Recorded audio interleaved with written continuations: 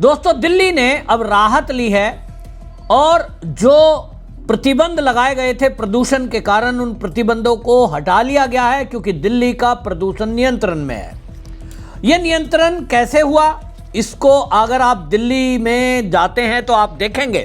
मैंने खुद दिल्ली को जाकर देखा है कि जब ये प्रदूषण के कारण दिल्ली गैस का चैम्बर बनी थी, रोज आए दिन न्यूज चल रही थी, कोर्ट ने संज्ञान लिया, तो रेखा गुप्ता सरकार ने जो पहले से कदम उठाए उसके कारण लगभग 5-6 दिन के अंदर ही इस प्रदूषण को नियंत्रण में ला दिया गया।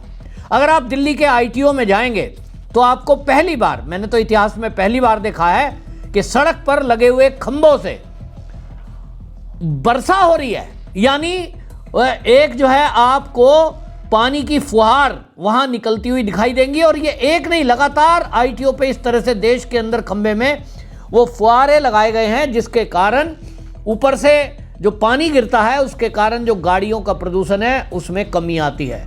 दूसरी तरफ नगर निगमों की जो गाड़ियां हैं वो हर सड़क पर लगभग घूमती हुई दिल्ली में देखी जाएंगी, जिसके कारण वो प्रदूषण को कम किया गया। और सबसे बड़ी बात, कूड़े के पहाड़ दिल्ली के अंदर इतने थे, तो रेखा गुप्ता सरकार ने जो काम किए भजनपुरा में, आप देखकर आश्चर्य में रह जाएंगे। जब केजरीवाल की सरकार में जहां कूड़े का एक बड़ा पहाड़ था उसको हटा दिया गया और उसकी जगह हटाई नहीं, क्रिकेट का मैदान बना दिया गया जहां पर सांसद खेल उत्सव हुए। उसके बाद प्रतिदिन मैं देखता हूं कि ईस्ट दिल्ली के युवा वहां जाकर गेम खेलते हैं, यानी क्रिकेट खेल रहे हैं। और वो कह रहे हैं कि हम इस जगह को देखकर ये कल्पना ही नहीं कर सकते कि कभी यहां बदबूदार कूड़े का एक पहाड़ होता था, गुजरने वाले लोगों का दूभर हो जाता था यहां से निकलना। तो दिल्ली बदल रही है।